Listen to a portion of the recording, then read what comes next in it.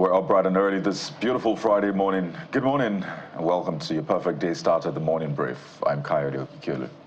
And you know, the new month is starting when the week is ending, but it's a beautiful way to start the new month. Good morning. Welcome to your perfect morning starter right here on Channels Television. I am Bukola Koka. Thank you, as always, for being part of the program every single day, weekdays. We appreciate you. And I'm Jeffrey Uzama. So new month, it's August. The only thing that comes to mind when you think of August is the August visitor. So I don't know what that will be. I don't know what it is. I'm looking forward to, but this is August right here. 8 months down the line already in year 2025. And as we always say here, Happy New Month. See, we greet for everything. So welcome to the show. Happy new month, happy new week, happy Sunday, happy Saturday. But, you know, it doesn't take away the fact that the polity is still very active, very, very active. More defections coming in from left, right, and center. And, of course, the latest is former lawmaker, Dino Melaye, who has resigned from the PDP again.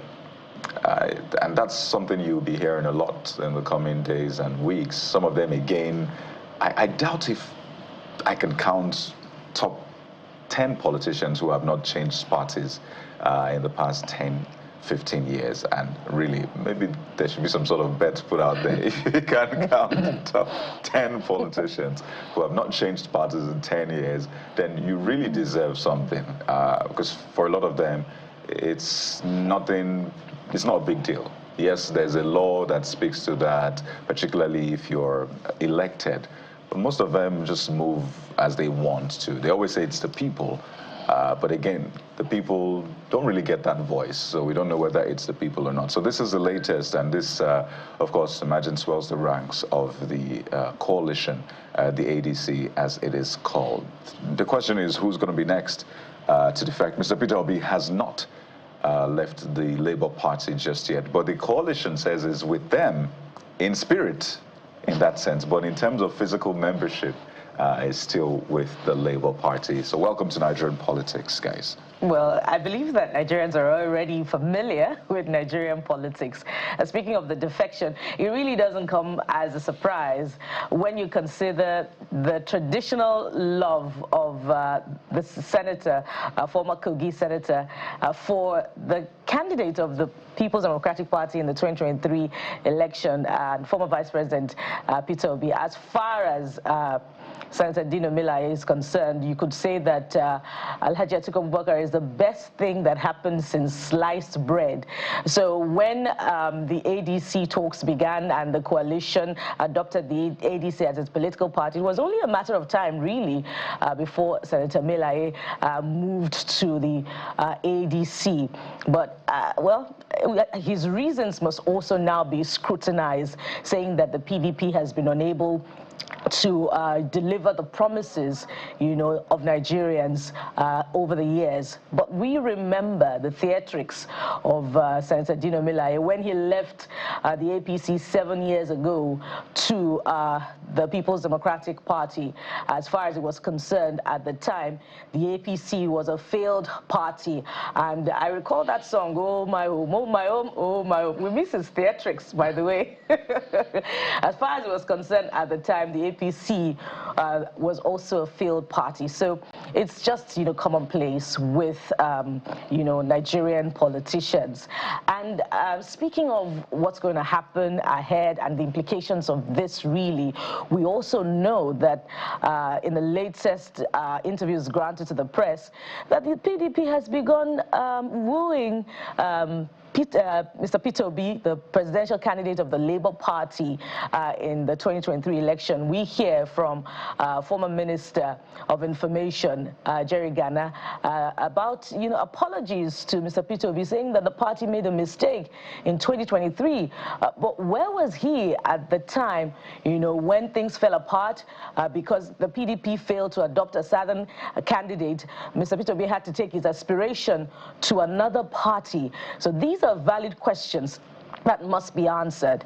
And how far can Mr. Peter Obi go if indeed he decides to field his ambition yet again through the Labour Party. We know that even the Southeast, which is his stronghold, you know, is pretty much divided when you consider the platforms, the political platforms there. There's the PDP, there's APGA, there is the Labour Party. So, you know, the governors there will pretty much be holding on to their strongholds. But we also know that there's the rice and beans effect during 2023, during general presidential elections, when the people go one way, you know, as far as presidential election is concerned, and they go another way when the governorship elections are concerned. Sometimes even the National Assembly elections, we see the rice and beans effect. But 2027 is going to be very, very interesting as far as politics what is rice and beans effect? I know it's a breakfast show. Please, Bukola, what is this rice and beans? So do you prefer what is the rice and beans effect? An okra. An okra. What is it? The rice and beans? You have to explain it. Some people even mix Egusi soup. By the way, we're going to be talking about Egusi much later on the show. Just tell us you're hungry, Bukola. What's going on? All of the analogies is food. Bukola, what is the rice and beans effect? Because this is politics we're talking about. Explain to us. How do rice and beans I know you know, but Kaide, you're just emphasizing for the point or for the effect of the humor. To break it down for people who probably don't understand. I'm going to humor you this morning and try and attempt an explanation. The rice and beans effect, especially for those who do not know, who may be watching, is when the people exercise some form of independence and vote one way for a specific candidate during the presidential election and vote for another candidate of another political party in the governorship or in the National Assembly and State Assembly elections. And that's why you have sometimes a mix, you know, of legislators across party lines in the National Assembly. Okay, rice and beans. What if they vote for another party during local government? So is that rice and beans plantain? Rice and beans. Do. Jeffrey. You know, it's okay, we're hungry, so you understand. It's just politicians alternating position to prosecute new forms of hostilities. There's nothing new. There's nothing special anymore. The Nigerian politicians have made a mess. I mean, they've made a mess of what opposition and all of these things are really all about. So for all of us who are journalists who cover these spaces, it's becoming very embarrassing. And in fact, I don't think it's embarrassing anymore. We will be surprised if they don't defect. So yes, so we will be surprised if they don't defect. So Dine Milaya has defected today.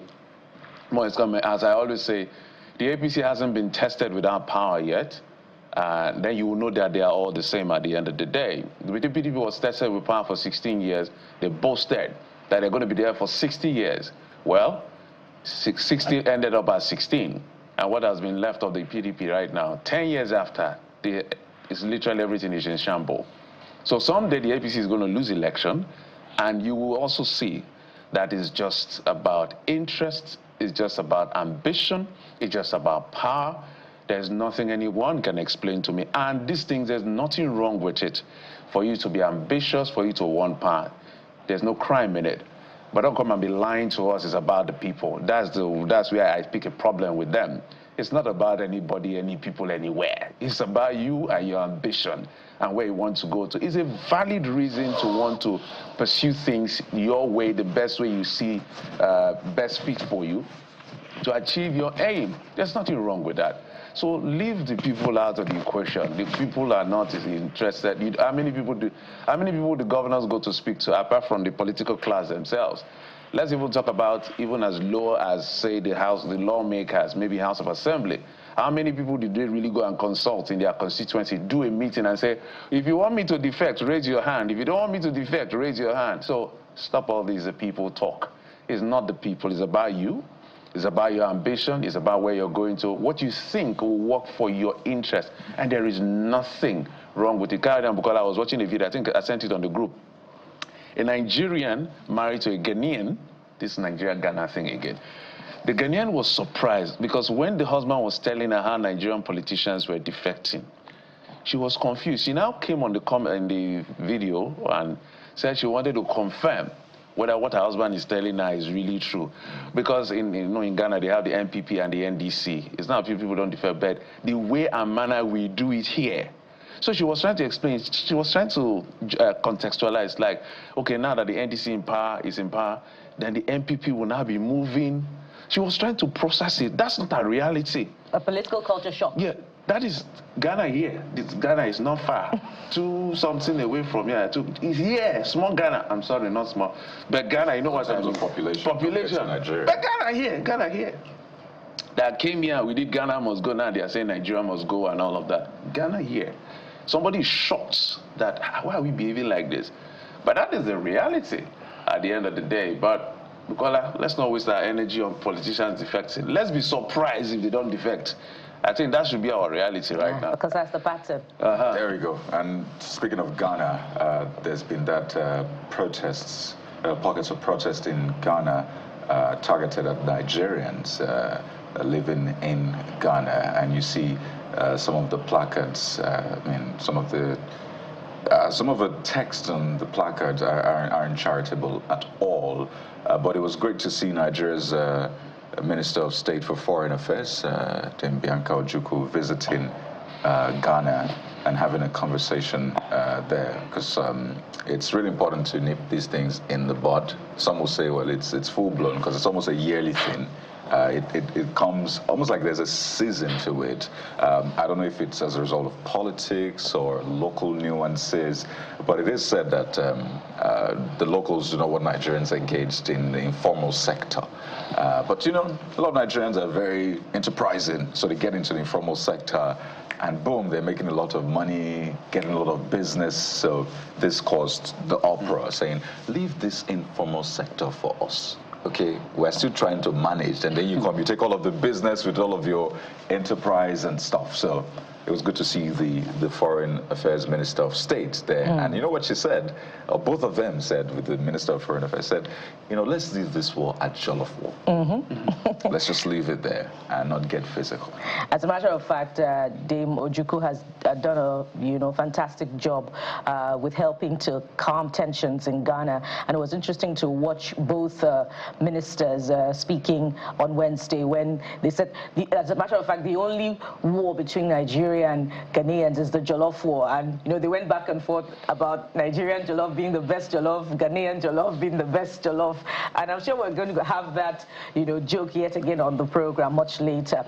But much more than that is the reason for this, the factors that have fueled this in the first place. It is important not to rehash it because tensions are calming, but to learn from the lessons. It's much more than business, but about the commentaries that we have heard from some Nigerians who are living in Ghana and the conduct which, according to reports, goes against some of the laws in Ghana, where you cannot come to Ghana, to establish a kingdom within a kingdom and then set up institutions that will be named after, a particular tribe that is not indigenous to Ghana. And this is at the heart of the problem and has fueled protests whereby, there's now some ethnic profiling, or if you like, a country profiling. And we know the cultural ties, in fact, historical ties between Nigeria and Ghana. We know about the mass migration of Nigerians to Ghana in the 60s. We know that they were encouraged to come and set up investments. We know about the Aliens Compliance Law of 69, by which, Nigerians had to leave en masse. As a matter of fact, according to history at the time, both sides, the implications of that was negative on both sides. We know about 83 also, when there was the Ghana Must Go, event in Nigeria as well. So we go way back as far as relations are concerned between Nigeria and Ghana, and the economic implications of events, which sees the exit of both, neighbors from the countries, citizens of both countries. It doesn't quite go down well for either. So there must be ways by which we must learn to live together and, in fact, adopt some of the protocols that encourage integration between both West African neighbors. It's interesting to know and heartwarming to know that tensions have calmed now, but we must speak to how to move forward in the future, and that's why we're having the conversation on the program today.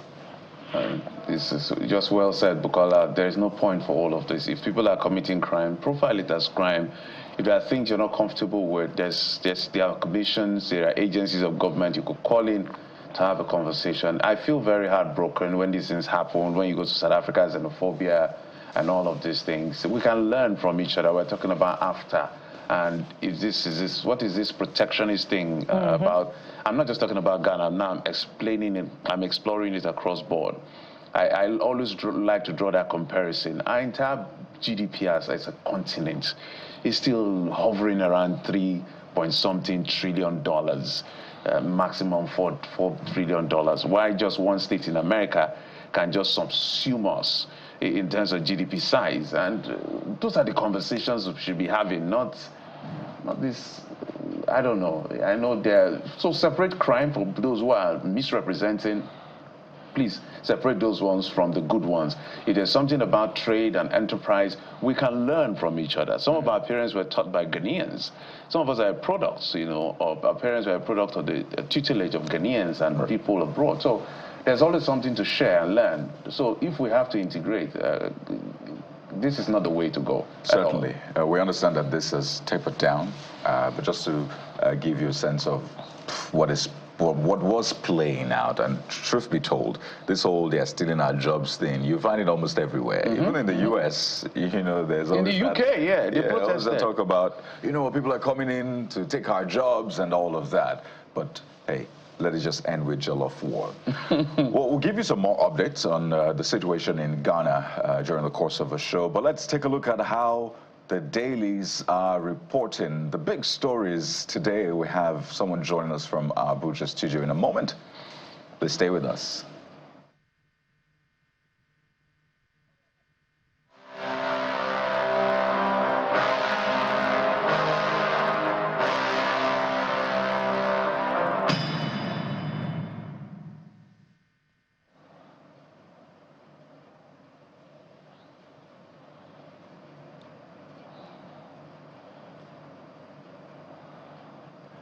All right, let's get to it right away. And we have joining us for this paper review, Mr. Ayo Akerea is a member, Nigerian Guild of Editors, former deputy editor and Abuja bureau chief of The Guardian, and former editor of The Source. Is live for us from our Abuja studio with the iconic hat. Mr. Akerea, it's good to see you again. Good morning. Good morning. All right, so let's get started with the front pages of. We'll begin with Vanguard newspaper, and Vanguard newspaper begins with Cybercrime Act, but it's a very interesting slant to it. So the law is meant to help you do the right things right. It's meant to help everybody know what is right from what is wrong. But see how the law is being used now. How misuse of Cybercrime Act costs Nigeria 1.1 trillion naira in 7 years. They explain as follows. Banks, telcos, MDAs, networks breached. Financial sector loses 53 billion naira to cyber criminals in 2024. You see, urgent need arises for reimagining cybercrime enforcement architecture. It's a page 2 read in the Vanguard newspaper, and this is something that is really, really concerning, but particularly when you see the breach that is being reported, the loss in just 1 year to the financial sector, particularly from cyber criminals, and then looking for a new way to enforce cybercrime architecture in Nigeria. There's been a narrative with the police also using it the wrong way. Any small thing, they look for a section in that act. But Mr. Ayo Akerea, good morning once again, and thank you for joining us. This is how the Vanguard is leading today. Misuse of Cybercrime Act costing Nigeria 1.1 trillion naira in 7 years. As a journalist, at least I can hear them. Oh, fantastic. Just to confirm if you can hear us, Mr. Akerea.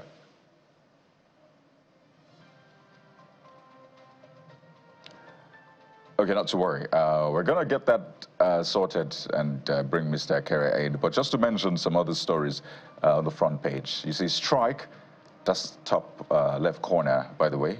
FG approves policy to regulate trade unions' activities. This is a very interesting one. We'll see how the trade unions respond to this one, because I think it's been a long time coming. I think the former government tried something like this, but what will this entail and how will the trade unions receive it is a big question. But just one more time, Mr. Akaria, we'll come to you to get your response to that. So please keep this in the can. That's a big story on the front page of the Vanguard newspaper. Keep it in the can. We'll come back to speak to this one. But let's just try it. Ms. Akaria, can you hear me? Yes, I can hear you. Fantastic. It's good to see you again. I was commending your hat earlier on. But the big story on the front page of the Vanguard newspaper is on the Misuse of Cybercrime Act, and I'd like you to speak to it, but also that bit about regulation of trade unions' activities. It's always a thorny issue, right? Well, it's not the first time that the government will attempt to regulate trade unions. If you recall vividly, during the Obasanjo presidency, there was a lot of efforts to do that. Even beyond Obasanjo, from the days of the military, whether it is Babangida or Abacha, there has always been efforts to try and regulate the trade union. But I wonder if that is the way to go. If you look at the recent developments in labor relations between the various trade unions, whether it is the TUC, the NLC, and all of that, with government, the issue has always been the ability and capacity of the government, or willingness of the government, as it were, to keep to agreements. That has been the crux of the issues with government.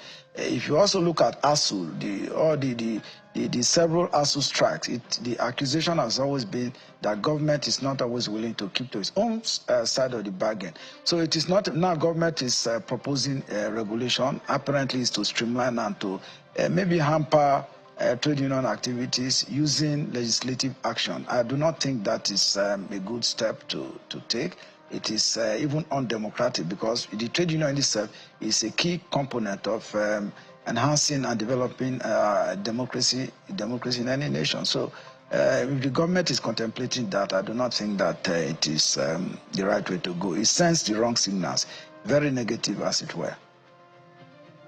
Maybe let's go to the Daily Independent newspaper. There are two parts of the stories there that I would like you to speak to as well. But let's start with the big broad story. Tinubu charges governors on resources trickling down to the grassroots to support 1,000 economically active persons in each ward, I guess in the 774 local government and area councils in the country. So he's been talking about wetting the ground issues. He's been talking about increased FAC allocation, at least in Naira terms, and that for him should be able to go some mileage in sorting out a few of the basics in ensuring that people get to feel the impact of governance, or what we call the dividend of democracy. But apparently, this is indirectly saying that whatever we're doing at the top is not getting to the bottom. So I would like you to speak to that as well. And then beneath the picture, you see that experts see Naira closing at closing 2025 at over 1,600 on year-end pressure, which is sometimes expected because of travels and all of that. What do you make of these two stories, sir? Well, it's interesting that the federal government appears to be waking up now. I commend President Bola Ahmed Tinubu for that.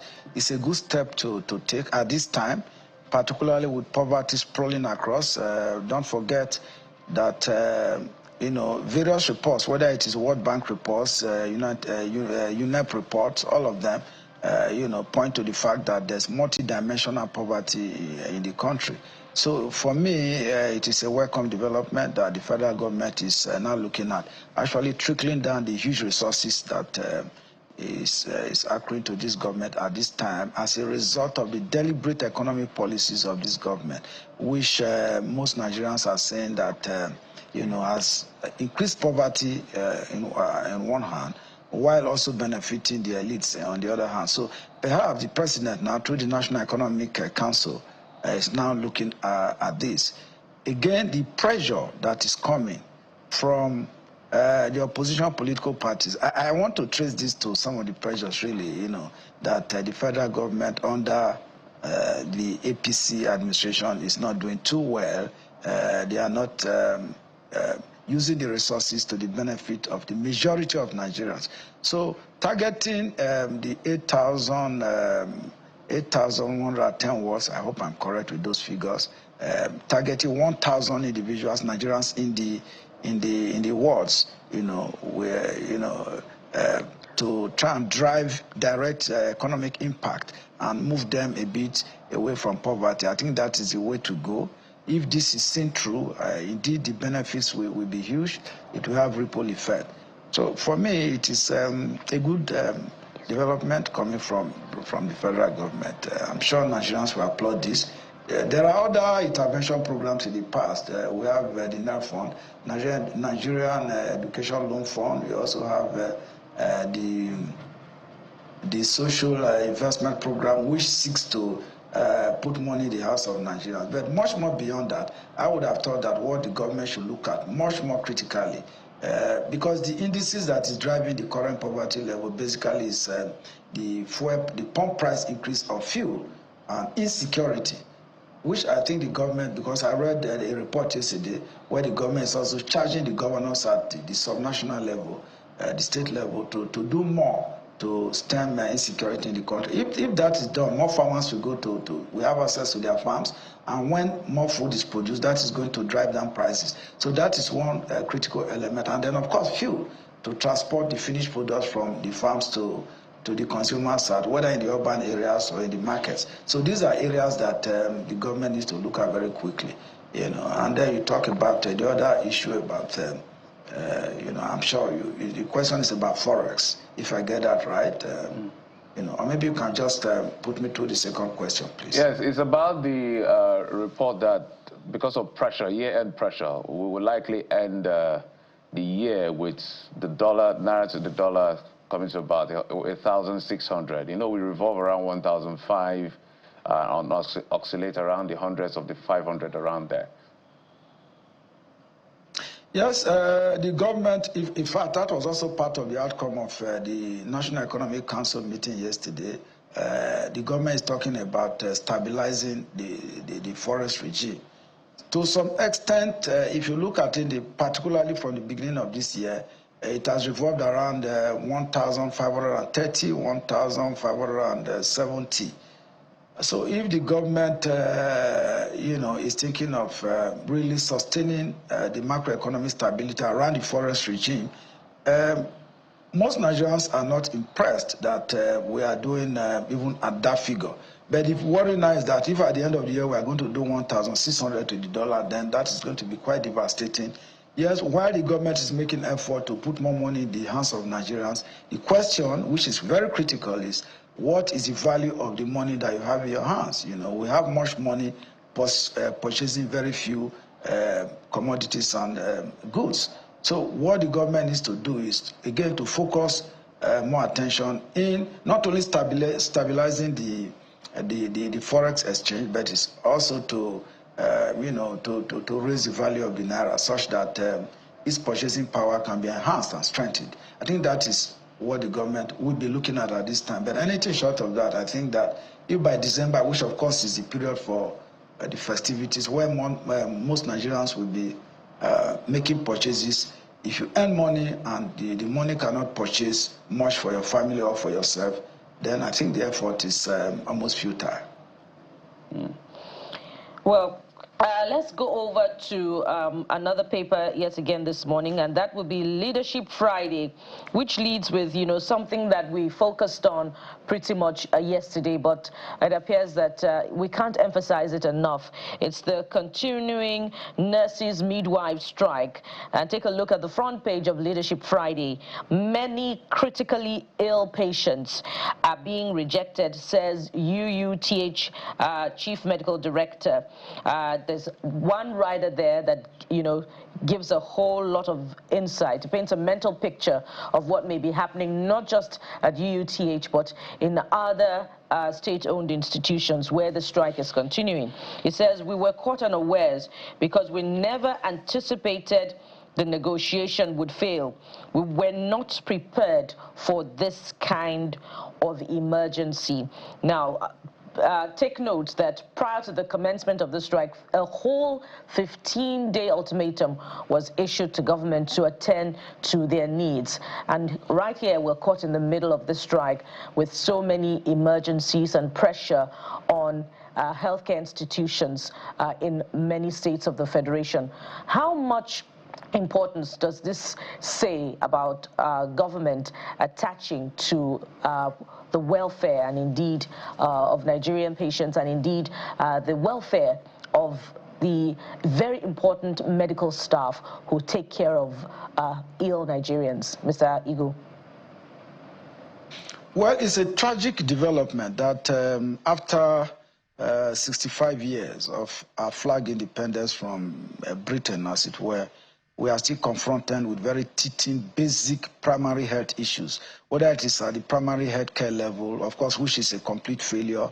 You know, I had time to move around, you know, my own state, where, you know, a lot of effort is being made by the governor there to upgrade the primary health care facilities. Some subnational, some states are doing that. But a general overview of the health situation in Nigeria paints a very bleak future. Now, with more than 2 weeks of a pre-strike notice, and the government waits until the strike takes place, and then you begin negotiation. This has always been the practice on the side of government. Even when they begin these negotiations, there is the assumption, or you know, there is the feeling that government does not always come to the negotiation table with you know, good faith. So it's like, let's just talk to them and see how it goes. If our template is not accepted by them, then we can ask for a renegotiation of agreements that had been reached in the past. So this has been a forth and back situation. And I started by saying it's a tragic situation because, one, the lives of people are involved here. People are dying, you know, even from very, very basic ailments, malaria, typhoid, not to talk of the other deep issues, whether terminal diseases and all of that. Nigerians are dying, and it does not speak well of the government, where even top government officials, for the slightest headache that they feel, they fly abroad to access Medicare. You know, recently, former President Muhammadu Buhari, you know, died in an hospital in the UK and has to be flown back to be buried. So I can't understand. I'm sure most Nigerians will be astounded, will be surprised this morning that we have federal medical centers almost across the 6 geopolitical regions and the states. We have general hospitals, we have health facilities that cannot even boast of equipment that can treat some of the basic illnesses. If you look at the demands of the nurses and midwives, 90% of them is talking about their work environment, work tools, and just about 10% is talking about their welfare, which is salaries and emoluments. 90% of them is actually talking about you know, how government can enhance the work environment and discourage you know, the flight of nurses and medical staff abroad. So they are even, one would say that they are not selfish with this request. Right. So I'm a bit aghast, I'm a bit surprised that the government is talking about surprises that the negotiations are not working well. But one of the reports actually said that the federal government bars of pressure, they are withdrawing a memo that was earlier issued that actually sparked, gave rise to the strike. So, well, we'll see how it goes. It's a developing story, and I'm sure in the next few days, we hope to come to the end of this. It's a very embarrassing strike, very embarrassing situation that I think that countries around the world that is looking at happenings in Nigeria, they are likely not going to take us seriously. All right. Mr. Akaria, quickly, Nigerian News Direct also leads with another sector that needs a lot of help. Almost all sectors need help at this point. But this one is the education sector, and Nigerian News Direct says state governors declare state of emergency, or declare emergency rather, on Nigeria's education crisis. Over 200,000 qualified teachers needed nationwide. UBEC warns of national development threat if ignored.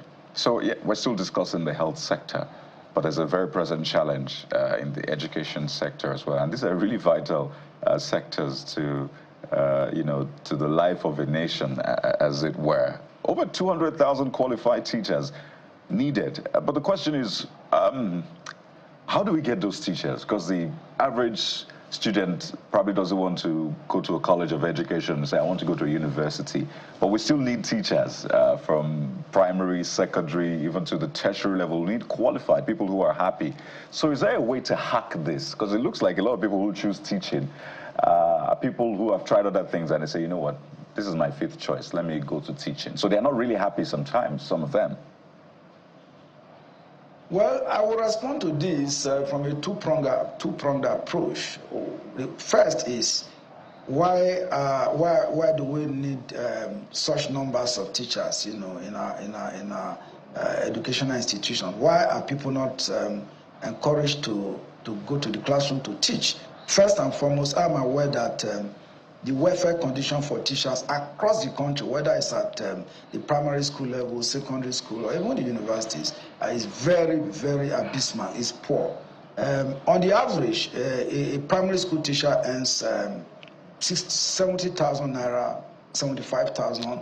I doubt if, I want to challenge state governors this morning, you know, to show me evidence or proof that they pay teachers at the primary school or even secondary schools in their states 150,000, you know. So, and even if you are paid 150,000, you know, how far can that go, you know, for your family? I think this is part of the problem. The welfare of teachers, those days they say, oh, the reward of teachers is in heaven. Nobody wants to wait to get to heaven to reap any reward. So when you look at it, just oppose that against what the politicians are earning, whether it's a councillor at the local government level, a House of Assembly member at the state level, or you know, a House of Reps or senator at the federal level. You would then understand why most young people don't want to embrace the teaching profession. Then on the other hand, the overemphasis on university degrees is also creating problems, where you put some kind of limits. If you have an NCE or an HND certificate, you cannot rise above certain levels if you have to work for government. So all of these are inhibiting factors, in my view, to why we will have this problem. So except government looks at and evolve a deliberate policy to address these challenges, whether with regards to welfare of the teachers or even the disparity in educational qualifications with regards to certificates that graduates carry around and the premium paid on them, where the problem will continue, it will persist. Yeah, we will not be able to deal with it. So, like I said, it's a two-pronged approach, which very quickly the government, if it's able to look at this, will have the problem behind us. The critical issue here is remuneration and welfare packages for teachers. Once that is enhanced, it is going to become a center of attraction for many people to want to venture into teaching. But for now, the conditions are not encouraged. Let's go to this Nigerian newspaper. It's leading with something about health. There are actually two stories, one beside the nameplate and the other one beneath it. So let's get to the big one. Benue records 31 suspected cases of Mpox in 5 LGAs. Holds town hall meeting, commences vaccination to curtail surge. And I just empathize with Benue a couple of times because on one hand, we're dealing with the issue of insecurity and food issues like everybody's familiar with the visit of the president and his wife. And yet again, this particular case. But in speaking to that, if you want to explore that conversation, just above it is also some positive. The Nigeria's cashew nut export hits over $390 million in the first half of 2025. That's according to the record by the Nigerian Export Promotion Council. So maybe you start with the issue of the health and what is being done, whether it's aggressive enough to curtail this Mpox situation in 5 LGAs of Benue State. Well, again, this speaks to our preparedness, you know, to deal with health challenges. If you look at what happened during COVID-19, you know, we had to scramble as a country, look up to the West to bring COVID vaccine to us as a country. And my argument has always been that Nigeria is the biggest black nation on earth. The country is blessed. with diverse resources that, can take care of all our problems. We do not need the West or anybody outside of Nigeria to give us aids to deal with our problems. Yes, we can collaborate through, the multi-sectoral approach, working with other, governments across the world. Nobody's an island. Yes, but when you have to go cap in hand all the time to foreign powers to help you, I see that as a challenge. Now, specifically on the Benue issue, do not forget Benue is ravaged by insecurity, by terrorism. Many Benue citizens, Nigerians living in Benue, are in IDP camps. Governor Aliyah is battling with that problem. They've set up the Community Protection Guard to try and stabilize the situation. President Bola Ahmed Tinubu visited the last time and charged security agencies, to try and arrest those that are, killing people in Benue State. We used to have this problem almost in Kaduna when in the last administration of El-Rufai, where southern Kaduna almost became a killing field. That is what is happening in Benue now, and to some extent in Plateau State. So if Mpox is added to the problems of Benue State, that simply compounds the problem. I want to see beyond the Benue State government. This requires a direct intervention of the federal government to deal with the Mpox situation in Benue State. If it's already 5 local governments, then I'm sure my worry this morning, as it will be with everyone watching us this morning, would be if it spreads beyond Benue State. Adjoining states, we have Nasarawa State. You also have Enugu State, that is from Enugu, then you are entering the southeast. If it spreads beyond Benue State, I will ready to deal with it. Mpox is a very complicated disease. It defies all kinds of treatment. The vaccines are a bit expensive to procure. I do not know whether we'll have it.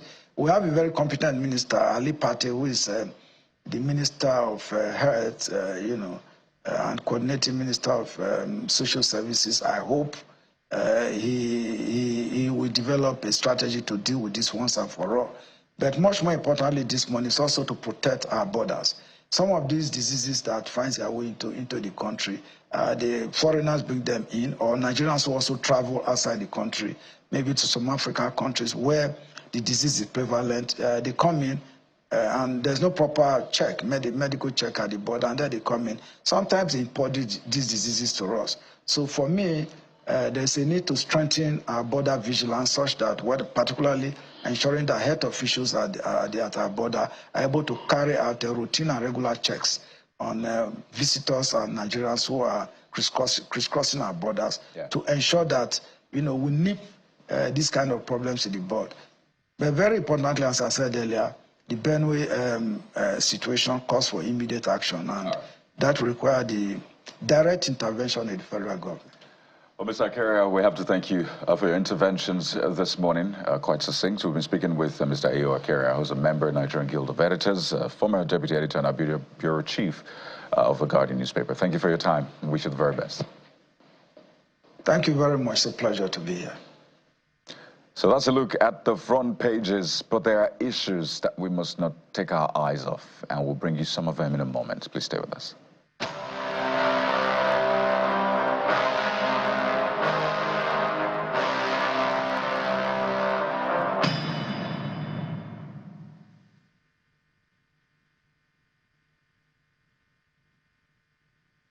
And speaking of issues that we must draw your attention to, indeed government's attention, we'll head over to Plateau State following the attack on Riyom local government in Bindi-Jebu local government, Bindi-Jebu area to be precise, where there was a mass burial of victims that were attacked the previous week.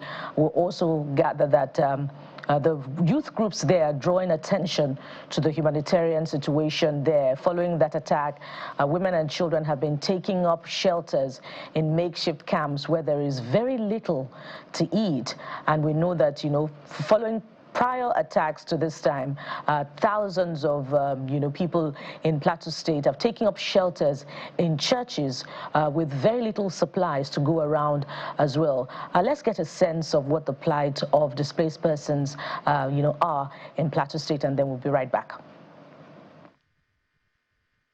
Humanitarian situation is very, very appalling, because at the moment, these people have only received a little, particularly from the faith-based organization, who have reached out in their own little way to their country. But there are thousands of internally displaced persons, not only in Rio, but across other local governments in the state. A lot of people are here in the camp, especially small children, the aged. So they are much here. And most of them are lying on the floor, on the bare floor, on the ground. So if there were need for any assistance from corporate bodies, even from government, so that they have a place to sleep. And most at times, the food they get here is minimal. And there you have it, the leader of the Birom youth group, to be precise there, Solomon Dalop, speaking to the press and talking about the humanitarian situation there. And just, you know, after that, we hear the governor reeling out the strategic interventions of his administration in about 2 years plus, speaking specifically to security matters, saying that there is no single local government that is under the control of bandits. You know, and while that is, you know, heartwarming, but there are still reports of attacks in some local government areas in Plateau State. And questions should be asked, indeed, why this humanitarian situation is continuing. We know that last year, following the attack, the wife of the president had visited and donated about 500 million naira to the cause of internally displaced persons.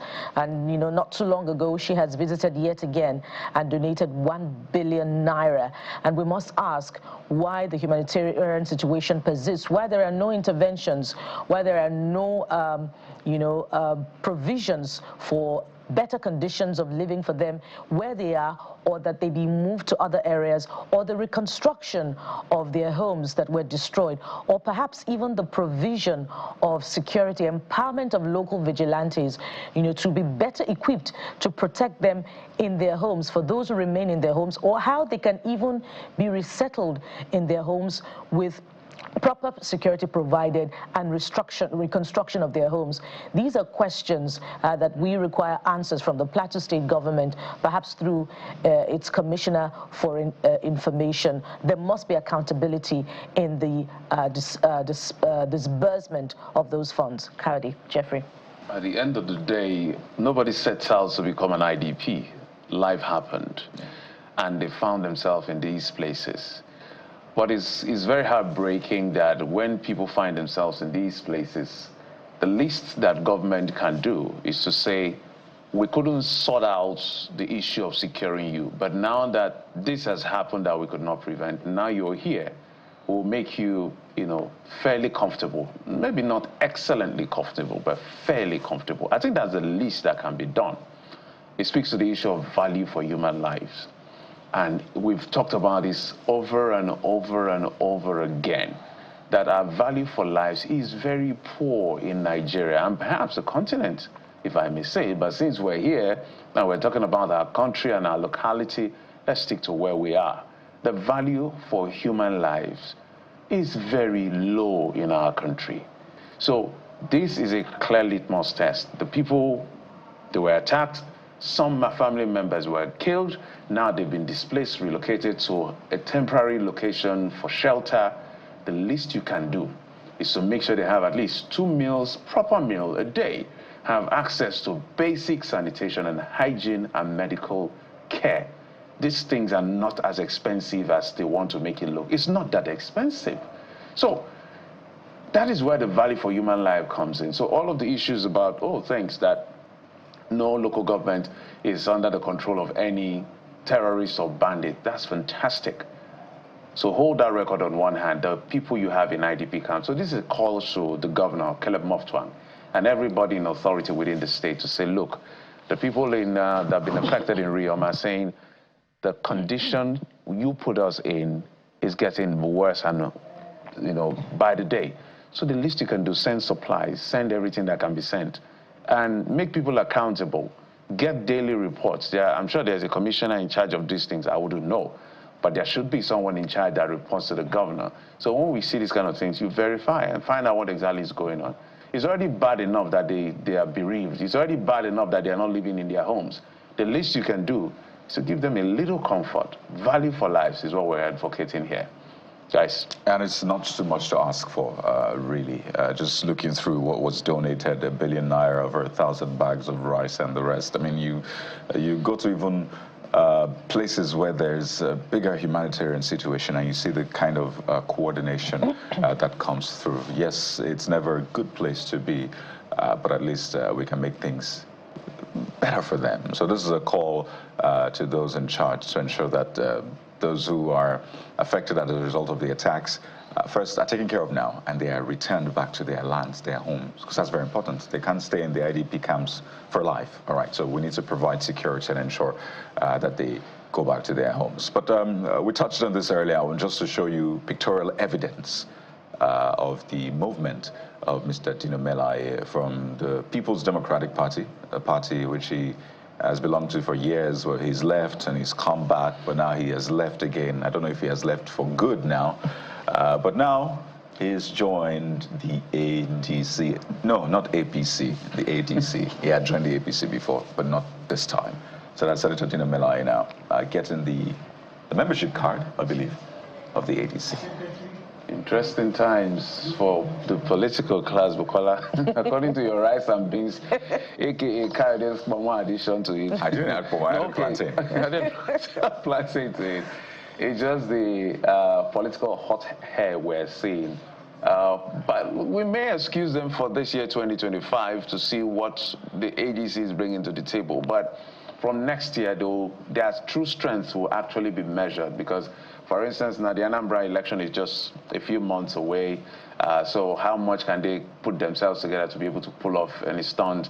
I think the next election I remember is the local government election in Rivers. That in itself is, there's a lot of, INEC is even speaking against the illegality in terms of the notice of election and all of that.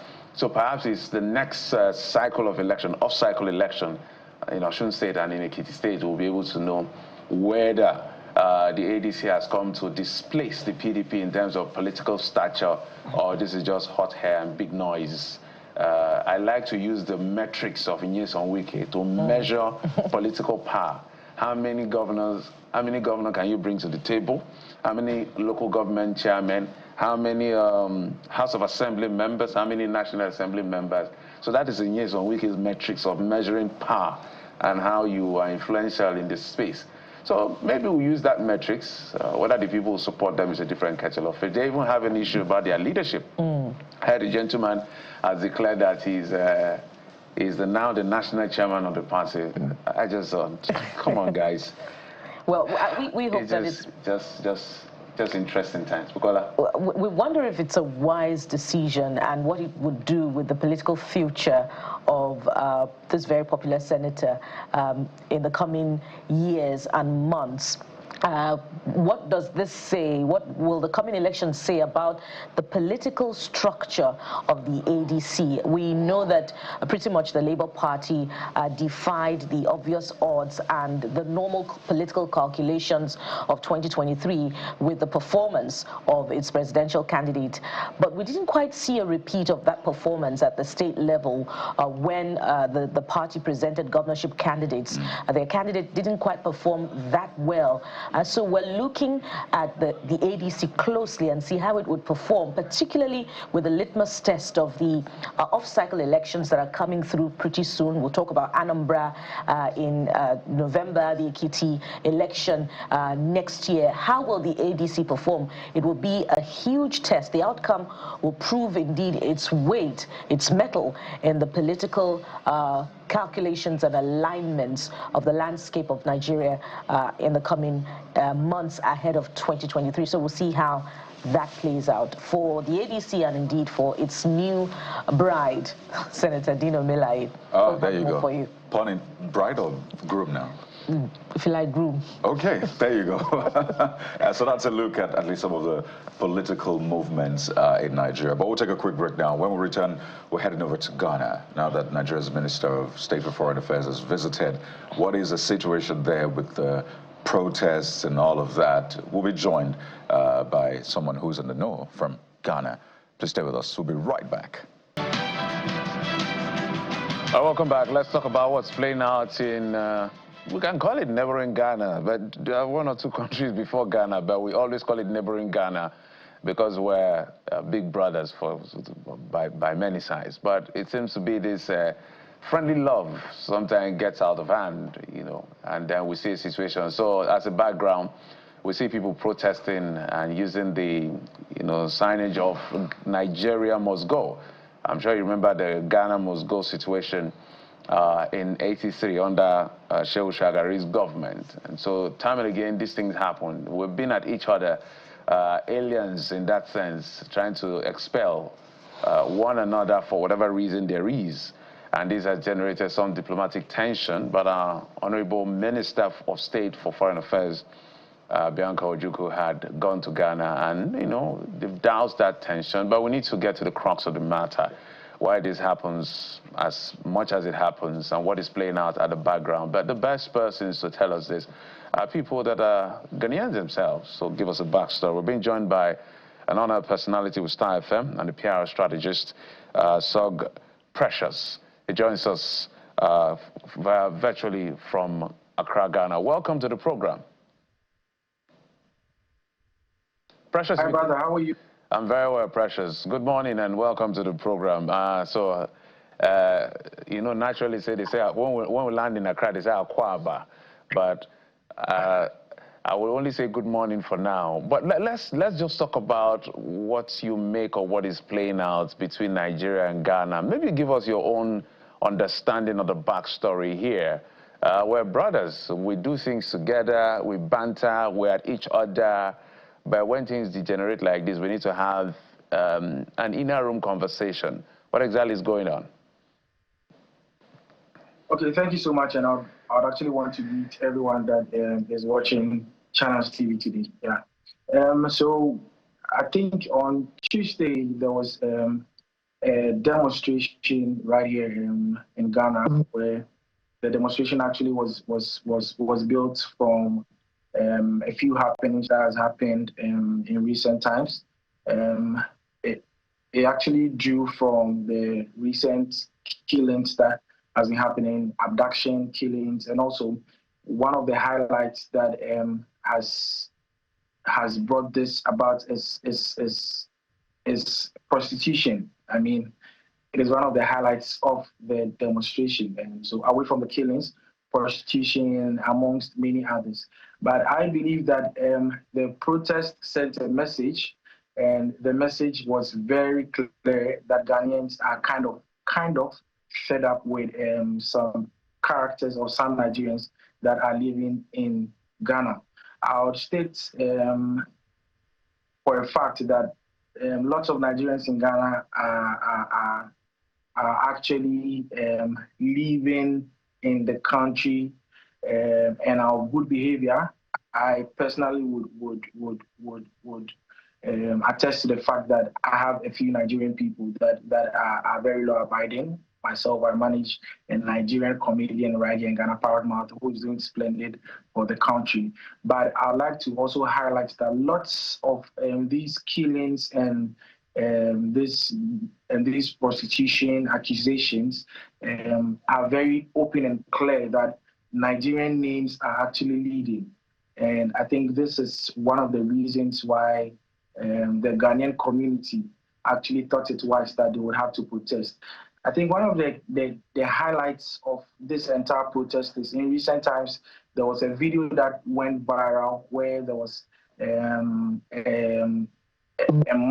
Nigerian man who lives in Ghana, who mentioned that he had acquired a huge land in Ghana, and he's the Igbo king in Ghana. Sorry, Igbo king in Ghana. Igbo actually means something else. He's the Igbo king in Ghana, and that actually sparked a lot of controversies when it actually comes to the Ghanaian community. So the people of Ghana feel that they have been too good of a people, that the few Nigerians are trying to take advantage of their kindness. So I think basically that is what has ignited this whole protest. also, I think that it is more of like a retaliatory bit from what happened in 83. So I think that that is what is playing on now. But I believe that as authorities have come from Nigeria to come have engagement, I believe that everything would actually come to a good end. Ghanaians love Nigerians, Nigerians love Ghanaians, but I believe that the few killings and things that are happening are quite heartbreaking, and I believe that is what has made the Ghanaian community rise up. And I hope that this will be sorted out in due time and we get our stuff going again. Basically. That's so precious. I like the way you, landed on your commentary, talking about the love for, both countries by both, citizens of both countries. But some other important issues also came up from some of the things that you have said, and I'd just quickly like to follow up with it, because I've also heard these comments on other platforms about, what some people consider to be ethnic profiling. You talk about prostitutions, you talk about killings, and you say it's clear that, Nigerians are participating in these vices. But is this data-driven? Perhaps, by information provided by some of your institutions in Ghana, perhaps the police force, or other social groups in Ghana? Is it backed by data such that we can avoid the mine of ethnic profiling? Exactly. Okay, so that is actually a thoughtful question, and I like to say that it is actually data proven. It is backed by data, and I would say this with regards to a few documentaries that have gone on in the media space, one, and also earlier this year, when you get to a few of the spots that are known for prostitution, there have been a lot of arrests that have happened there, and a lot of times when people are Nigerian, you can't force it actually. The accent gives them out. I mean, you ask the people themselves, they are like, I'm from Calabar. And to an extent, you would realize that there are siblings that have actually been transported from Nigeria to Ghana. There are videos all online that shows that people have moved, like especially younger girls have moved from Nigeria to Ghana. And I mean, this data is actually scattered all around the internet where we could get it. And so I don't think it is more of like a stereotype. I believe that it has been occurring over time, and it is very backed by data. I mean, the evidences are there, the imprints are there online. You go to the Ghana Police Service and you realize that almost half of the more than half of the prostitutes that have been arrested are Nigerians, and also some killings that have happened even in the past 3 years, like dating back 3 years, 2 years. You'd realize that there are Nigerian names that are very prominent in those killing reports. And also there are even houses in Ghana that the landlords would not want to give their rooms out to Nigerians, not because they are actually tribal or whatever it is, but from the track record of how Nigerians leave the homes and all that. But like I mentioned earlier, these are characters of some individuals that is actually denting the entire Nigerian scene in Ghana, basically. Now, in order for this to be reliable information, I would appreciate it if you can share some of the data with us so that we can be specific in our reference. But you also mentioned that an individual involved, has been featuring also the one parading himself as a king of a particular tribe in Ghana. Is he perhaps one of those that the ministers have been meeting with? That's Nigeria's Minister of State and Ghana's minister. And what can you tell us about what is coming out of this engagement with him and perhaps others involved? Okay, so with regards to the Igbo conversation, the Igbo King conversation, I believe that when the video came out, I think the video is actually an old video, actually. And when it came out, we had an outroar in Ghana. I mean, the chiefs the Ghanaian chiefs of the community where he did the video from, I think it was Pram Pram, if I'm right. They actually stood up and they were like, the Nigerians are taking over, blah, blah, blah, and all that, their town and all that. But the man in question actually mentioned that it is no more of like an official Igbo king title. It is actually the peace Nigerian people around that have decided to actually name him as a king. And I think our Ministry of Foreign Affairs had a meeting with him after that video went viral, and they had to trash out stuff. So probably, I'm sure you could see some videos online where he met the foreign minister, Honorable Okudzato Ablakwa. And Honorable actually mentioned that he should be guided with his words, so it doesn't look like it is official from the Ghanaian community. Fine, there are pictures where probably he might have met dignitaries and all that, because he's lived in Ghana for very long. He's married to a Ghanaian woman. He has Ghanaian children. He's done a lot of transactions in Ghana and all that. But it is not an official title. And yes, he meets with officials and all that. But the very recent meeting with the foreign minister is not a meeting to endorse his kingship or rulership. It was actually a meeting to brief on whatever is happening and to actually let him know that this is not official and he should know how to go about his stuff. So basically, I think that is what has actually evolved with regards to the Igbo king title and everything that's happening. Yeah. All right. I'm looking through data and I see a national study that was conducted puts the number of female sex workers in Ghana to be 60,000, and that's as of 2020, and that's almost 1 in 100 of estimated adult female population aged between 15 to 49, and that's in Ghana. And that's a study, and I'm sure you've probably seen that.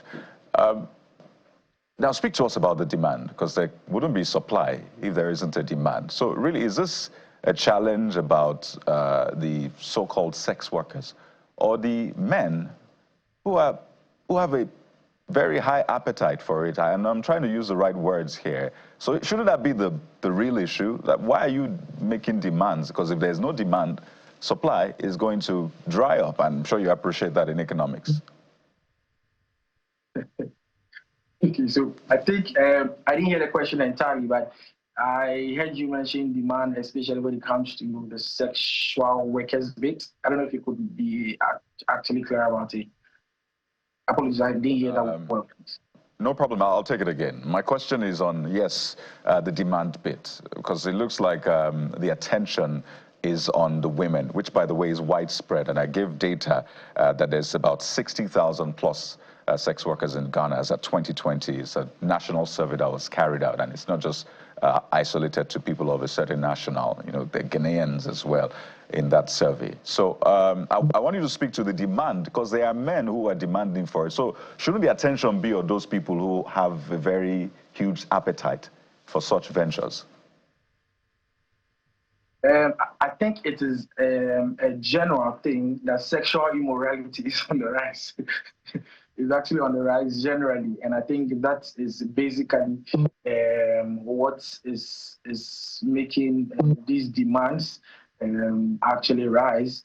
But I do not have any data to back that. But I believe that I think it is just it is sexual immorality that is making lots of men actually go in for prostitutes. And I think it is away from the fact that economics actually mentions that when the demand is high, blah, blah, blah, and all that. But I think that it is also because the services are readily available. I think if I would not mince words, I think there are about 2 to 3 prostitutional sites that I personally know of, like in town, that are booming.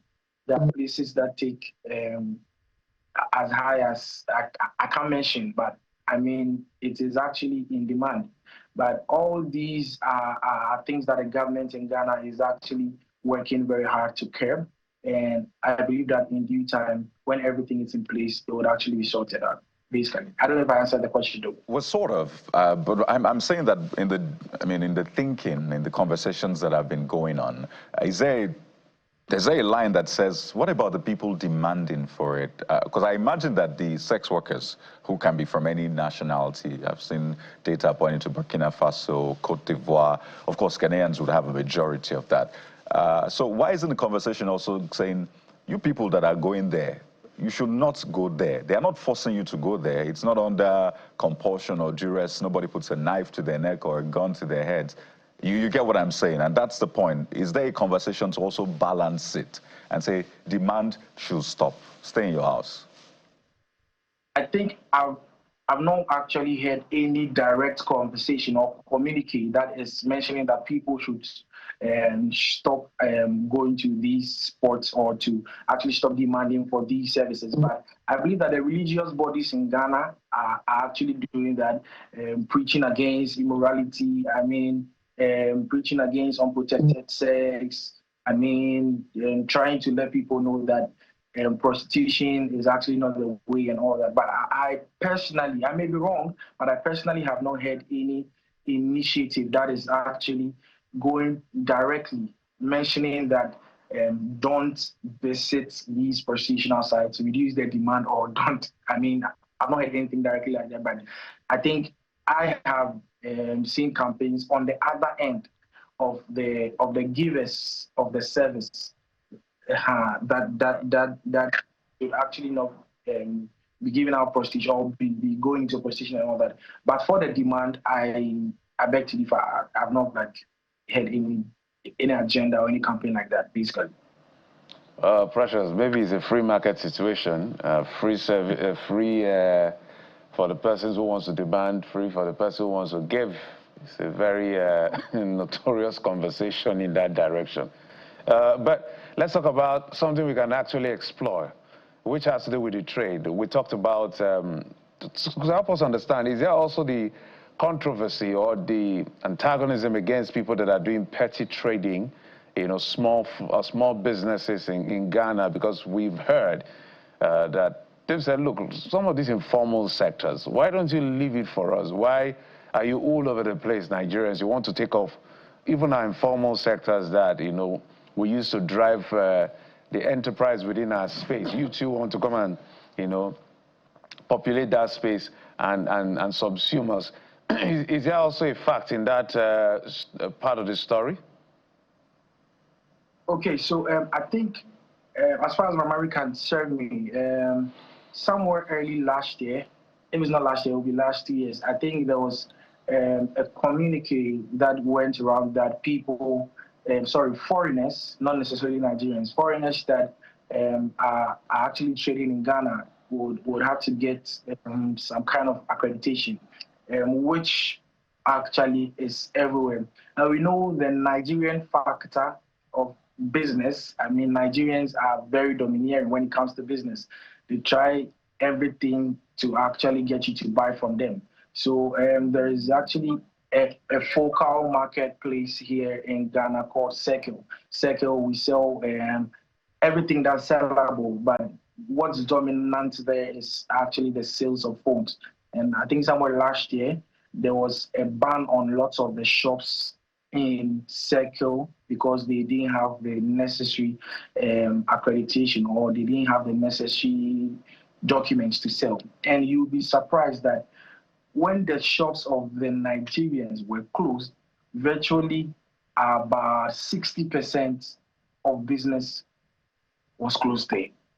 That actually shows how open the Ghanaian market is with regards to the Nigerians that are doing business in Ghana. There are lots of prominent businesses here in Ghana that are owned by Nigerians, and I think with regards specifically to what you asked, trade, I think the Nigerians are doing so well when it comes to trade here in Ghana. And I don't think there's a stereotype or there are strict laws that are barring them from operating their businesses and their trades. And I think that the only thing I heard was what happened last year, where when you don't have the right documentation and accreditation, you might not be able to open the shop. The Accra Metropolitan Assembly, all the authorities that were in charge actually closed the shops. And I think now they're all opening back. I mean, all of the shops that are owned by Nigerians are now operating very well, and I think everything's moving smoothly. For trade, I don't think there's a challenge in recent times. So, Precious, OAP Star FM and PRO strategist, thank you so much for bringing perspective to this conversation. We really appreciate it. Thank you. Thank you so much, honestly. You guys are rocking. Yeah. Thank you. Thank you. And then from there, I forgot to add a bit of Ghana jollof versus Nigerian jollof. That's always a way to douse things. Well, I would have told the line of former Minister of Information, Lai Mohammed, who separated the fight by saying it's Senegal, not Ghana, no.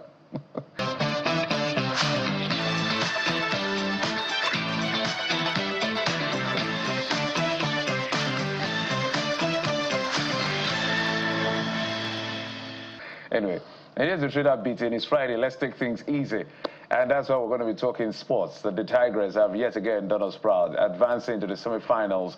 And this I'll bring you all the details in just a moment. But, Kade, do you have that detail? I mean, let's just jump right into it. Oh, fantastic. I wanted to go on a break. This is Nigerians doing great stuff all over, right? And yet again, the Tigers, I'm sure they're not thinking of the $100,000 that the Super Falcons got. But come on, guys, the Tigers finished, allow me to use that, they finished trounced. Cameroon, 83 to 47 points. Now they're in the semifinals. Again, I'm sure they're not thinking about $100,000 or flat or national honors. They're just doing their thing. Even though their social media handler thinks differently, she's always referring to the $100,000. But congratulations to the D Tigers. I mean, look at the way they came out yesterday. Abu Kamara shot is superb. The ball trying to be saved by Okoro Macaulay. Restores up balance. The jab inside. That is supreme finishing. Macaulay here.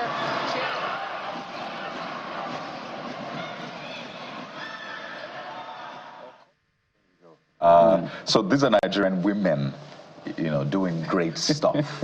And this is a narrative that we are familiar with. Now you can look at the Super Falcons, D Tigers. You can look at our athletes, even women in business and all of that. So this is what we know, and this is what the world knows about us. So congratulations yet again. I play basketball, but I can't survive this. Mention it's the women, the women. But I did. We're dependable. We save the country from embarrassment. I wonder, guys, Jeffrey, perhaps you want to take on just a few members of the D Tigers on that court, you know, just a few runs to get the ball. I don't know how to play basket. I don't know how to. Come on, they are pro athletes. These are professionals. They're going to disgrace us without any shadow of doubt. So I have no. I can't play basketball. I don't. Have I? Yeah, maybe I've tried a few times. As I said, I wanted to be a footballer. That's what I know the most. Yeah. In any form, and then maybe table tennis. But apart from the basket, I just watch. Maybe when I hang around the guys, you know, through whatever it is. But I leave the job for those. But what we're saying is that the women have always come through for us. They have some of the best records. You know, just that. You know, generally women's sports are not as celebrated as that of their male counterpart.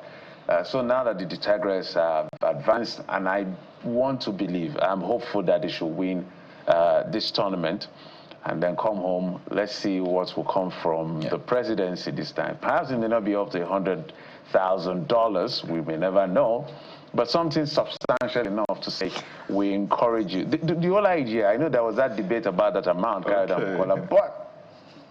I believe that now a lot of young girls will be motivated. That sense of, that is what it is, actually motivation. Whether it's excess or too much or whatever, that's another kettle of fish. But that appreciation, house, cash, national honor, do a party for them. In fact, there's something the president didn't add, which I expected the governor should have done, besides giving them 10 million. Should have given all of them cars. How much is cars? Come on.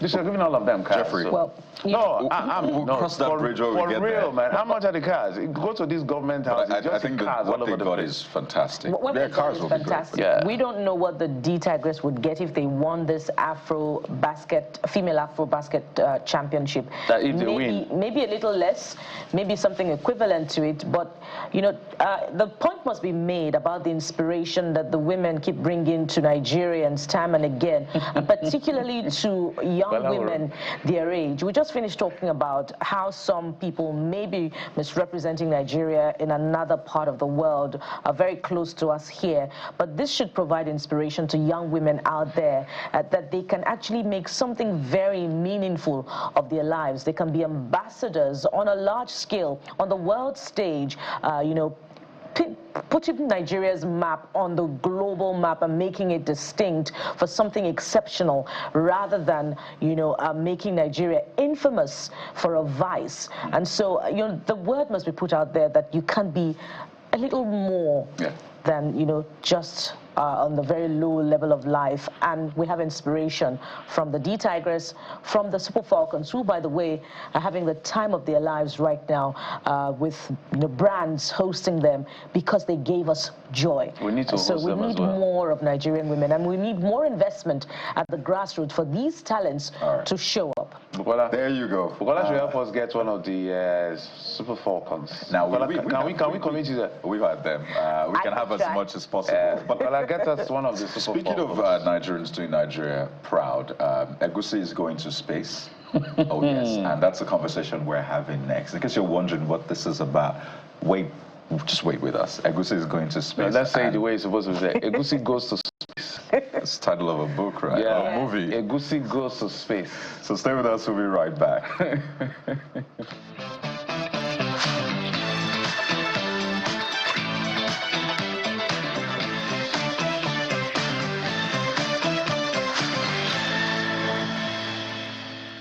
X, during which the Super Falcons did Nigeria proud. Now, some Nigerian or one Nigerian wants to do Nigerian proud by taking Egusi to space. So this is Mission Egusi, amongst other, you know, gains by the side. So let's talk more about this. And somebody who should know joins us on the program today. He's Dr. Temidayo Oniosun. He's the founder and managing director, Space in Africa. He joins us virtually from Lagos. Good morning, and thank you so much for joining us, Dr. Oniosun. Good morning. Thanks for having me. So we've been hearing about this, and it gets us excited. And we know that the mission was supposed to take off yesterday, but we don't know additional details. Perhaps you want to talk to us about that and provide more insight about this Mission Egusi. What's informing it, and, you know, what are the gains, the you know, low-hanging fruits for Nigeria from this mission? Thank you very much. So, you know, we've been talking about space technology and space exploration for several years now. And there's also a lot of conversation about humans becoming an interplanetary species. You know, this conversation about people living in space, living on the moon, on the Mars, and all of them. But what is missing in all of this conversation is the role that Africans will play. Because when we have this conversation, oftentimes we don't look at the African context. And so this experiment is to, you know, study the way African food actually behave in microgravity. And the whole essence of this is so that, you know, in the future, we can actually eat African food, you know, in outer space. So the mission was supposed to be launched yesterday, but due to the weather, it was postponed till today. So today, I'm right here in Cape Canaveral, in Florida, just outside of you know, Kennedy Space Center, which is NASA's headquarters, where the rocket is going to be launched. So today, at around 4:45 p.m. Nigerian time, that is when the SpaceX Falcon 9 rockets that will be carrying the Egusi seed, that is when it will be launched into space. Now, beyond the research, which is critical, by the way, on how Egusi would behave in mid-air gravity in space, we also know that humans have been occupying space since 2000, following the launch of the International Space Station. Potentially, what do you project would be the demand or the selling, the marketability of Nigerian cuisine in space following this particular mission? Absolutely, and this is also one of the reasons for this. Is that the cultural significance of this is even more important than the scientific research, because Egusi, for example, holds a significant cultural impact in Nigeria. Several regions can lay claim to its origin. And it's also more than a symbolic gesture. It represents a bold step towards, preparing humanity for life as an interplanetary species. And so, yes, we expect that this is going to start a conversation about, Africans getting more involved in space exploration. But beyond that, we want to start talking about African cuisine in space. One of the most important space missions that is going to happen in this decade is the Artemis mission, where NASA, for example, they're sending astronauts back to the moon, and this is a bold step towards even more bigger mission.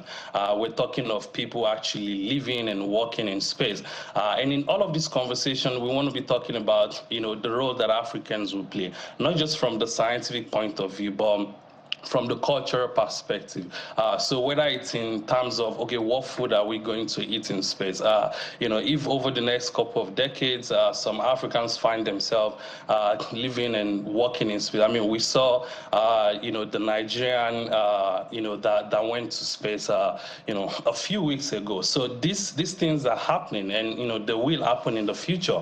And we just want to plug in Nigeria into all of this conversation, but we also want to, begin to talk about, how we can, maintain the same quality of life that we have here on Earth, even in outer space. So, whether it is in terms of eating your favorite dish, even when you're out of this planet, these are some of the conversations we want to be having.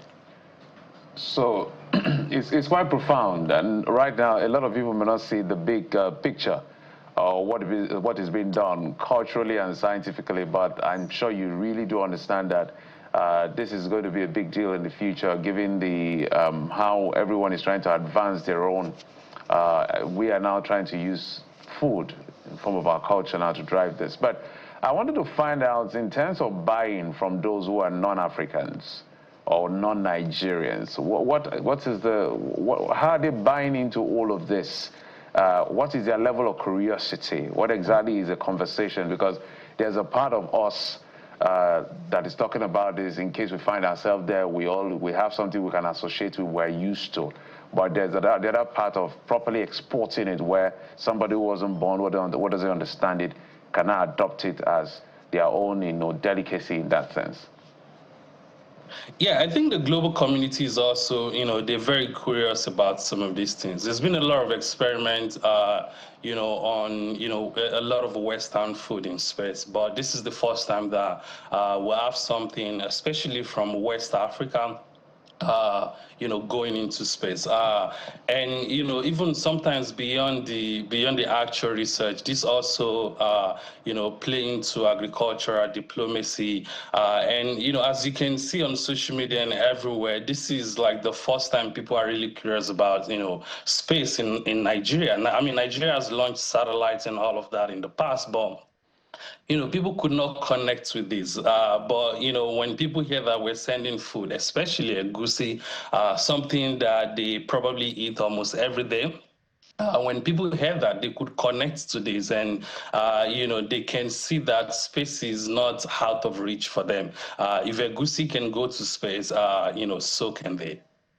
I like that. There are three kinds of reactions you get to this, on a very average day. One, excitement. A lot of people love anything space. I mean, I think I'm one of them. There are those who do not care at all. That's a second group. But there's a third group that is like, what on earth, pun intended, are you looking for in space? Because we still have a lot of things here. So what are you looking for up there? Do you want to see God? So how do you respond to people who are skeptics, people who also have all the theories, and I'm sure you've heard all of those conspiracy theories, right? What do you say to them? I think people often underestimate the impact of space, even on their daily lives. I think people are unable to connect to this. I mean, people use GPS services on their phone. They use Google Maps. They use Uber. They use the internet. They use Starlink. But they cannot connect to the fact that all of these important technologies are actually made possible as a result of space technology and space exploration. And beyond this, a lot of, advancements in science, a lot of, even innovations in hardware technologies are actually made possible, as a result of space technology or even space research. And this is also one of the reasons why, we're doing this. We want to experiment on agricultural seeds from Nigeria to see not just how they behave in space, but also if there is any impact on their health, measuring how much they actually breathe, and even studying their genes to understand any changes caused by space. And when we talk about food security, these sort of experiments are very important, because it's not just about space. It's about what can we learn from all of these experiments, or what can we learn from all of these experiences that would actually impact the way, we grow food here on Earth. And beyond the experiments, I'll also be collaborating with, researchers from the University of Florida, as well as researchers from IITA in Ibadan, to carry out some studies on this seed. It's the question, and it's great to hear all of the cool stuff that you're doing. You're like a cool kid, right? But let me rephrase it. Do you want to go and feed aliens with this Egusi? What's going on right there? Do you get people who ask you about aliens? When are they invading and stuff? Don't worry, my mind is just running riot. But I'm sure a lot of people are watching and say, yes, Coyote, that's a question on my mind. I mean, yeah, that's a possibility. Some people have also been asking, what would happen to the seed? But, we don't know. Maybe we'll bring the seeds back and then, we'll plant it and it will germinate something else. We don't know. And that's why we're doing all of these experiments. So I think it's very exciting. It's personally, I'm looking forward to all of the things that we'll learn from this experience. And maybe the humans living in space could develop an appetite for Egusi. But just very quickly, Dr. Temidayo, why Egusi? Why not ogbono or fisherman, ingredients for fisherman soup? Why Egusi? That's a good question. I think personally, and this is a personal experience or personal story, I think that Egusi is the most cultural dish in Nigeria.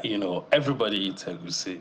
The Yorubas lay claim to Egusi that it originates from them.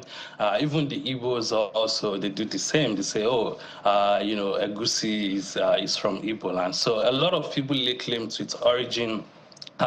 And I don't think there is a better dish that says, see, I'm Nigerian than Egusi. Even people in the diaspora can connect to this. And it has also traveled way beyond Nigeria. If you go across West Africa, people are eating Egusi. So I think that, for me, this is a dish that, that speaks more Nigerian than anything else. But more importantly, this is the first stage of these experiments. We're going to send more stuff to space in the future. And so for people that are, curious about, other soup, other dishes, or other seeds, we're going to send more stuff to space in the future. And so maybe when we're ready to do that, we'll do a public poll and ask people to vote what next we should send. All right, fantastic, exciting, and there's more to talk about, but we must anchor at this point. And you have our best wishes with Mission Egusi to Space. We've been talking with Dr. Temidayo Onioshin, founder and managing director, Space in Africa, who joined us virtually from Lagos. Thank you so much for your time. Thank you very much. Cheers. And from here, we'll go to another exciting conversation for the weekend. Afrocentric fitness is what we're talking about next. So you don't want to miss this one. We'll be right back.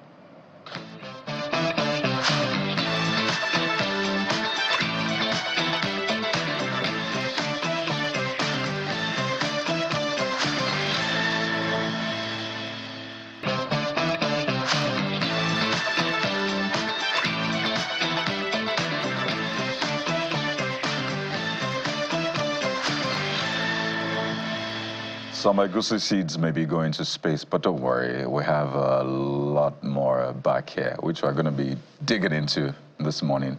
Well, not in the literal sense. We're joined by Gbemi Giwa, who's a wellness fitness coach. Good morning, Gbemi.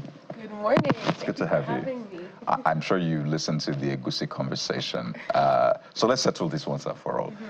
Is Egusi indeed the most culturally, is it diverse now, meal or soup in Nigeria? And who does it belong to?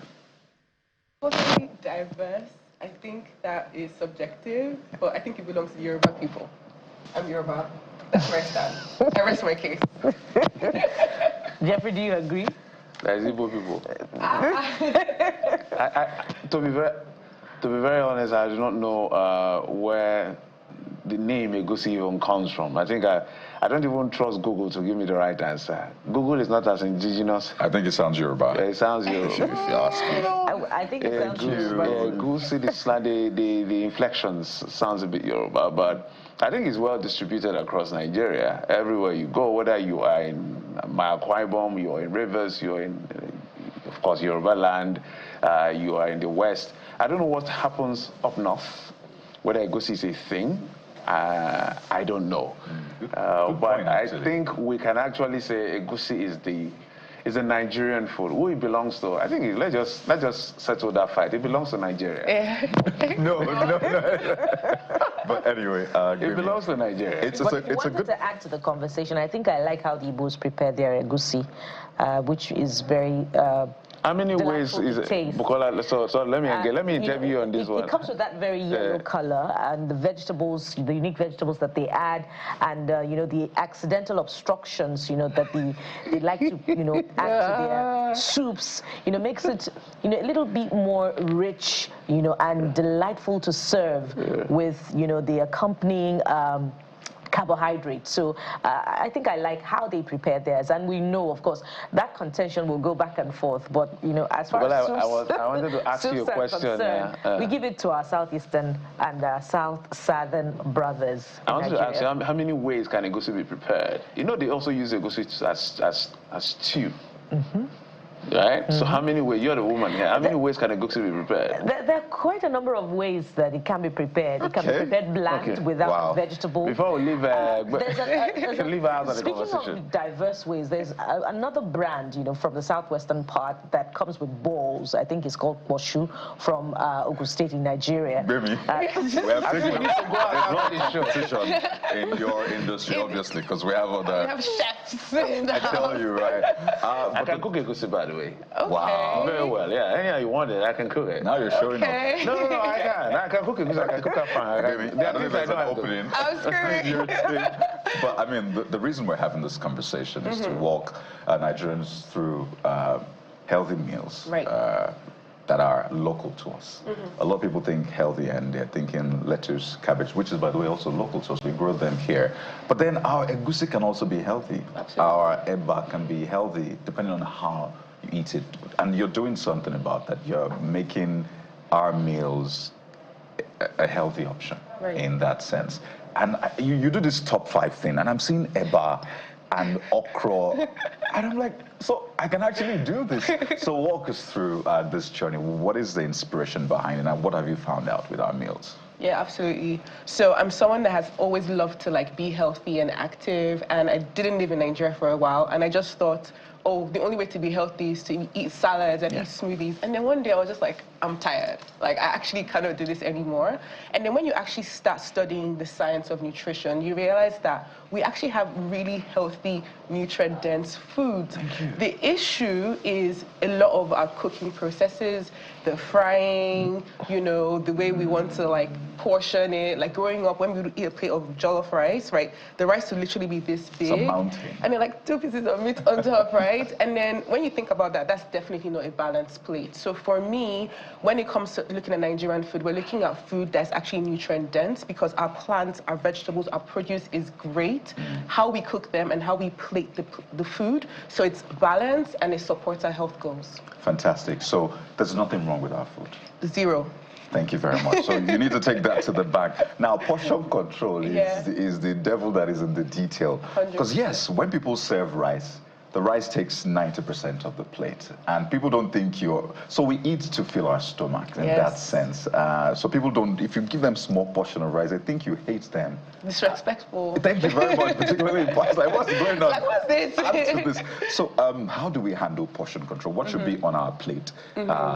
On a steady, what are the things that we should look out for to put in our plates? Absolutely. So I like to use a method called Afro's method. We're looking at 35% protein. So you want more chicken, more beef, more fish, cooked in a healthy way, not fried, obviously. I love the air fried method. You can grill, oven bake, boil, steam, all of these are really good options. And then for your carbs, you're looking at another like 20-30%. And then the rest should be filled with like fiber, colorful vegetables. The fat gets its way into Nigerian food. So I'm not going to say, oh, just add in some extra fat, because we cook with oils, which is something that we should be mindful of. But oils and fat in itself is not bad. We do need fat, but we don't need more than like 10%. You don't need oil swimming on your stew. Like, you know, when you eat ofada and ayama, you're going to have a problem with people that eat that fang soup. Because you have to speak for yourself. No. That's what. So the richness, the grandeurs, the what? Look for another English. You're going to tell me everything. The deliciousness, the beauty, right? The panache. Yes. I mean, the word that doesn't align with it, just to exaggerate it, is the when you see that meat, you see the afang, you see the oil, everything just comes together like we're in a WWE. Yeah, no. I spend a lot of time redesigning African soups and stews from a health perspective, and I understand and I can appreciate how, you know, seeing the oil is the beauty, but then is it really though, like beauty versus your health? Because they say that's what brings out the taste. What do you say to those kind of people? I don't necessarily agree. I feel like we need to recondition ourselves. Yes, for sure, if you cover stuff with oil. Oil is a fat carrier, right? Oil carries seasoning, it carries flavor, it carries taste. I'm not saying cook without oil. I'm saying cook with a moderate amount of oil. When it becomes too oily, like, it even doesn't feel too good on the throat. But I can also understand that this is something that people have to recondition themselves to, but it's not impossible. You start to appreciate and taste the actual leaves and the seasonings in the afang, not just the palm oil. Speaking of, you know, rethinking our soups in a healthy way, I align with my... I know. Thank you. Come on, guys. Thank you. You know, I love their soups. I love their afang. I love their dikaikong. I love the fisherman soup. Anytime I travel across the Southwest, I must have my feel at this with fisherman soup. And you know, we have this culture of preserving, cooking in huge quantity and preserving in our deep freezers. But I wonder about the health implications of long-term preservation, because more often than not, I've heard health experts speak about the need not to overcook your vegetables because of the soluble, the nutrients that are contained in eating them as half-cooked or as less cooked, less cooked as possible. How do you weigh in on this? So I think that each ingredient needs a different cooking time, right? The way you would like cook tomatoes versus like a green vegetable is different. In the old times, we needed to cook our foods to really, really high temperatures and really preserve them because we didn't have like cooling methods, right? Even now, like a lot of people like freeze their food, but then NEPA happens and then, you know, the quality of the food is just not there. I do think that preserving your food is not a bad way to do it, especially if it saves you time. When I look at these things, I really look at it more from a lifestyle perspective and how can I save time for my clients? How can I make this applicable and effective? If we start thinking about, oh, I can't freeze my food, how many people have time to actually cook food fresh every single day, right? I think health is definitely a balance of it's time saving, it works, but also if you can like afford to make it fresh, that's always better. But that marginal difference, I don't think that that's what's going to make you an unhealthy person. Let's talk about quantitative seasoning, because when we cook, we stop by the voice of the gods in that sense. You know what I mean? You know, we don't do this 2 kilograms, 2 grams. We don't know that. We just feel it's right. So quantitative seasoning. And then juxtapose that with different health situation and different body sizes. How do you manage all of this? Okay, so in my work, I definitely encourage my clients to understand how to weigh their food and understand the quantities of food. It's something that you don't have to do every day when you're cooking, but you should have a good understanding of, you know, this spoon of oil I'm putting in my food, how many grams is it and how many calories is it, especially if you're on a fat loss journey. If you're not trying to lose weight, it's fine. Like us. You know what I mean? But also, even from a health perspective, like if you're managing a health condition, like you said, anyone managing like hypertension, you already know that like salt is something that you need to be, you know, conscious of. So I do think that when we're young and we're fresh and we're bubbly, we're like, you know, we don't really care. But over time, age starts to come into play. Everybody needs basic knowledge of the food that they're eating, how it does in their body, how it makes them feel to preserve long-term health. So I don't think that weighing is something that everybody needs to do every single day, but I think that investing in having that, you know, little bit of knowledge about the foods that you're eating and quantities can go a long way in preserving your health. This is a conversation that must percolate, really, because, you know, we've acquired a certain taste. We've acquired a certain mindset of how food should be prepared. Some will tell you, that food must fry. It must fry. I'm like, do you want to say this food's a hellfire? What's going on now? There's the biggest victim. You know, so they fry. There's like 20 minutes of frying, and then there's extra minutes because you add all of the ingredients. So, again, it's going to be tough. Of course. But it's something we need to start, because you look at life expectancy, you look at some of the diseases that you know, that just basically are prevalent in this part of the world, and some of them are linked to the way we eat. So how has it been for you? Because I know you work with a lot of people. What's your success? What are your success? What's your success data? Like, if you work 10 people, how much of them are able to convert to eating healthy in a space of time? And what is that thing you see that really helps to convert them? Okay, so I would like to say we have like a success rate of about 90%, and when we don't see successes is when we have drop-offs. So maybe a client came on and then she found out she was pregnant, but she couldn't really like follow through with the program as well. We as a group, we work with you until you get results, right? And in terms of actually switching and enjoying the African food, when people come to me, they primarily come to me for fat loss. So I help women lose fat, you know, in their bellies, just everywhere, and build healthier lifestyle habits. Just women? I primarily work with women. And what I find is that when people can take away the skepticism and they actually try the recipes, they're like, oh, maybe this is actually nice. Oh, this food is really good. Or when they plate a dish and they're like, it looks small, but then they eat it, and they're like, they give themselves time. They're like, oh, I'm actually full. Oh, I'm not hungry, right? And I think the way you actually balance your plate over time, if you eat a big bowl of rice and small meat, you will be full in that moment, but you will have such a high sugar spike that you will be hungry in a few hours. If you take rice is not the demon here. Add some vegetables, add more meat, you'll be fuller for 3-4 hours longer. That way, you're reducing your hunger cravings. Yes, so it's not just about eating the food, it's about tricking your body to manage those blood sugar levels and also just feel fuller and feed your body the right things so it doesn't give you the wrong cues. Managing your hunger is a huge part of the work that we do. And then also, over time, taste buds adjust. So if you've ever done like a fast or a sugar cleanse, and then, you know, you're used to like taking Coke, and then when you eat the first thing, it's so sweet. So it's the same thing where you start eating cleaner, your tongue can now actually taste fresher food, fresher nutrients, so you don't miss the cravings of those things. I'm not saying cut everything out. That's not what we do. We do balance, but balance in moderation. Interesting, balance in moderation. So I want you to give us food options. Is there a restaurant you do? Do you have like a restaurant? So I actually ran a restaurant in Dubai for 5 years. It's called talking about Nigeria. In Nigeria, no restaurant. I'm done with the restaurant industry. I suffered. I can imagine. But I want you to give us food options. Okay, of course. Because it looks like you have a repertoire. I was watching your videos and I'm like, oh, you can actually come, this. So for breakfast. On a budget. On a budget. Breakfast, lunch, and dinner. Because it's usually rice, jollof rice, and fried rice for breakfast, lunch, and dinner. Okay, tell me, what's your goal? My goal is just to eat and stay healthy. And stay healthy. Yeah. Okay, I would start with a filling.